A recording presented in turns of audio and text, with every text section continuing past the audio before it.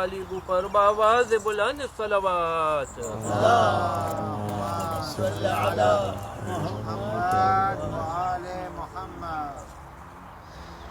الحمد لله رب العالمين ثم الصلاة والسلام على أشرف الأنبياء والمرسلين حبيب قلوبنا وتبيب نفوسنا أبي القاسم محمد اللهم صل على محمد وعلى محمد وعلى أهل بيته المعصومين المظلومين الذين أذهب الله عنهم الرجس وطهرهم تطهيرا اللهم صل على محمد وعلى محمد صلى الله عليك يا رسول الله صلى الله عليك وعلى آلك المظلومين صلى الله عليك يا أبا عبد الله صلى الله عليك يا أبا عبد الله صلى الله عليك يا أبا عبد الله صلى الله عليك وعلى المستشهدين بين يديك صلى الله عليك وعلى الباكين عليك ما خاب من تمسك بكم وأمن من لجأ إليكم يا ليتنا كنا معكم فنفوز فوزا عظيما صلوات اللهم صل على محمد وعلى محمد السلام عليكم ورحمة الله وبركاته.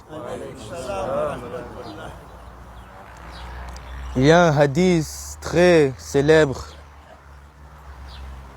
qui dit An-nasu niyamun fa'idha matun tabahu. Nous sommes réunis aujourd'hui au cimetière et le cimetière a pour but dans l'islam de nous faire réaliser que nous sommes seulement de passage sur cette terre. Mais malheureusement, Dieu créa l'être humain avec une faiblesse. Et cette faiblesse, nous la vivons tous les jours. Cette faiblesse, c'est le reflète. An-nasu niyamun. Les hommes sont endormis. Fa'idha matun tabahu. Et lorsqu'ils mourront, ils se réveilleront. Dans ce hadith, lorsqu'on dit An-nas, en arabe, le alif-lam utilisé ici, c'est appelé le alif-lam de ta'rif al-jins. C'est-à-dire, ça englobe la totalité des hommes. An-nasu niyamun. Tous les hommes sont en train de dormir. Alors nous sommes sur cette terre, nous avons un devoir. Nous devons obéir à Dieu. Mais malheureusement, l'homme est faible et nous tombons facilement dans le reflète.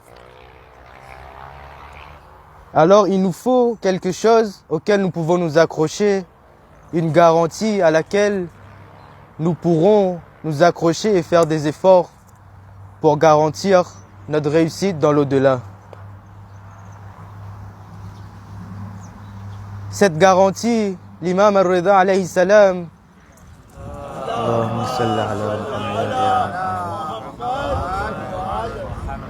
le dit à une personne qui était le fils de Shabib. Il dit: ô fils de Shabib, si tu souhaites être avec nous dans le plus haut rang du paradis, alors sois en deuil dans nos moments de deuil et heureux dans nos moments de bonheur. Ensuite, l'imam continue et il dit: reste attaché à nous. Et cette partie est très importante. L'imam dit: reste attaché à nous, à notre amour. Car même si une personne aime une pierre, au jour du jugement, il sera ressuscité avec cette pierre. Quelle est la mesure que l'imam donne ici? C'est que notre amour que nous portons aux choses sur cette terre, la chose viendra avec nous au jour du jugement. Alors c'est facile, nous qui sommes les amoureux d'Ahlul Bayt, Dieu, avec sa miséricorde, a placé les Ahlul Bayt pour nous et nous devons faire tout notre possible dans cette voie afin d'augmenter notre amour chaque jour pour les Ahlul Bayt. J'aimerais commencer par dire que les rappels que je ferai, Inch'Allah, de ce majlis, c'est d'abord, ça me concerne en premier temps et ensuite pour vous.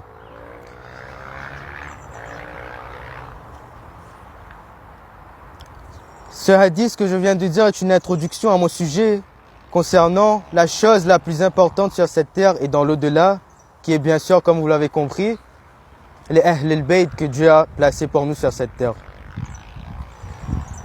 Si vous me demandez un jour quel a été le faïdo de mes 3 années de Hawza que j'ai fait jusqu'à présent, je ne vous parlerai pas de mes dars, je ne vous parlerai pas des enseignements que j'ai appris lors des dars, des enseignements que j'ai appris avec les grands ulama de Qum, de Najaf.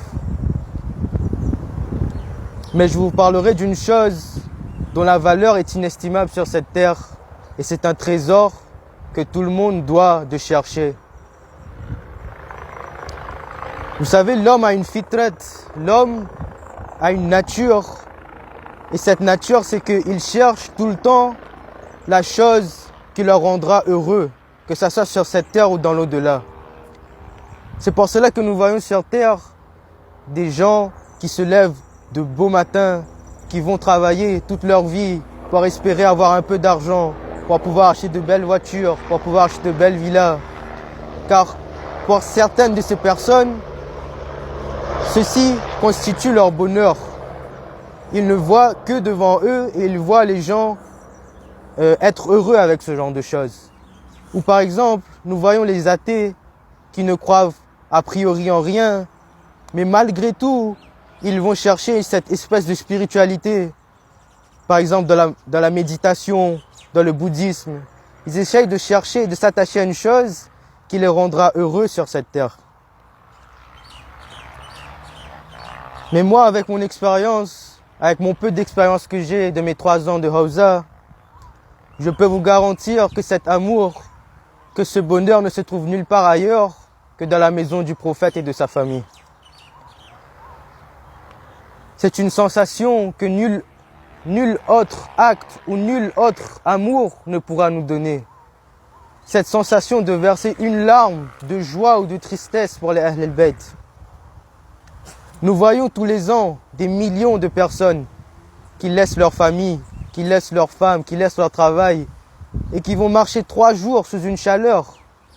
Ces gens sont-ils fous pour laisser le bonheur qu'ils avaient et aller dans un endroit si dans cet endroit il n'y avait pas un bonheur plus grand que leur bonheur précédent? Cela prouve bien qu'ils vont là-bas et qu'ils ont ce bonheur, ils ont cette paix intérieure qui est le but de la recherche sur cette terre de tout homme. Notre professeur nous racontait lorsque nous étions en classe dans mon Hawza à Qum, il nous racontait une histoire d'un grand ulama qui avait rêvé un jour qu'il était debout le jour du jugement. Alors Dieu lui donnait le choix: est-ce que tu veux être jugé par tes actions seulement ou avec ma miséricorde en même temps? Alors ce grand ulama, il réfléchit à sa vie et il dit: dans cette vie, j'ai fait beaucoup de choses. Je me suis abstenu de toutes les choses. J'ai fait tous les ibadats, j'ai fait tout ce que Dieu m'a demandé. Alors c'est suffisant pour moi. Je vais être jugé seulement par mes actions. Alors il choisit d'être jugé par ça, par le premier choix, c'est-à-dire seulement ses actions. Lorsque commença son jugement, Dieu dit que tu as échoué dans ton jugement et tu partiras en enfer. Alors il demanda à Dieu, il était étonné. Dieu, toute ma vie, j'ai passé dans ton adoration. Alors pourquoi aujourd'hui tu me dis que je vais en enfer? Alors Dieu dit que pour une raison, cet œil que je t'ai donné, ce ni'mat, toutes les actions que tu as fait au long de ta vie n'équivaut pas à ce ni'mat que je t'ai donné. Tu as décidé d'être jugé avec seulement tes actions, alors seulement tes actions n'équivaut pas à ce ni'mat. Du coup, ce n'est pas assez pour ma balance et tu iras en enfer. Cette histoire nous montre que sur cette terre, les actions que nous faisons ne sont pas suffisantes et nous avons besoin, bien évidemment, de la miséricorde de Dieu. C'est pour ça que nous disons que Dieu est miséricordieux. Mais comme toute personne, lorsque nous cherchons une chose, lorsque nous voulons avoir quelque chose, nous cherchons toujours la meilleure de ces choses. Par exemple, lorsque nous cherchons un docteur pour notre maladie, nous irons toujours demander quel est le meilleur des docteurs, quel est le meilleur des médicaments. Alors pour la miséricorde de Dieu, c'est aussi la même chose. Nous devons chercher la meilleure des miséricordes. Et quelle est sa meilleure miséricorde? Rahmatullah al-wasi'a. Rahmatullah al-wasi'a, c'est-à-dire l'imam al-Hussein alayhi salam.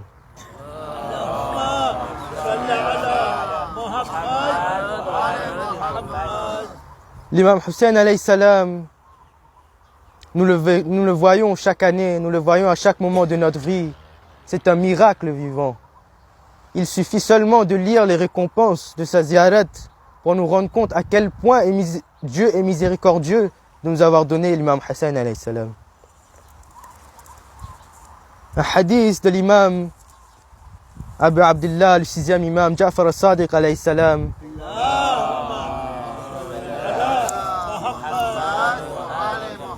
يقول من أراد أن يكون في كرامة الله يوم القيامة وفي شفاعة محمد. Celui qui veut être dans la générosité de Dieu au jour du jugement et dans l'intercession du prophète et de sa famille, فليكن الحسين زائرا, qu'il soit un visiteur de Abu Abdullah al-Hussein. ينال من الله الفضل والكرامة وحسن الثواب ولا يسأله عن ذنب عمله في حياة الدنيا ولو كانت ذنوبه عدد رمل العالج وجبال تهامت وزبد البحر. Il obtiendra en étant le zouwar de l'imam Hussein alayhi salam la meilleure des générosités et la meilleure des récompenses. Il ne sera demandé aucun péché, réponse à aucun péché le jour du jugement, même si ces péchés sont au nombre des grains de sable sur terre, même si ces péchés sont au nombre des montagnes sur terre, même si ces péchés sont au nombre des écumes de la mer. Il ne sera demandé aucune réponse à ces péchés, car sur terre il a été visiteur de l'imam Hussein. N'est-ce pas là une miséricorde de Dieu? Juste en étant zouwar de l'imam Hussein alayhi salam, nous obtenons une telle récompense. Un deuxième hadith qui montre vraiment la valeur de l'imam Hussein alayhi salam et l'importance que nous devons porter à l'imam Hussein dans notre vie. Du sixième imam également qui dit Man arad Allah bihi al-khayr qadhafa fi qalbihi hubb al-Hussein wa hubb ziyaratihi. Le hadith de l'imam du sixième imam alayhi salam est ainsi. Il dit celui pour qui Dieu veut faire du bien, alors il place dans son cœur l'amour de l'imam Hussein alayhi salam et l'amour de sa ziyarat. Subhanallah, l'imam Hussein devient la balance. Nous voulons savoir à quel point Dieu nous aime.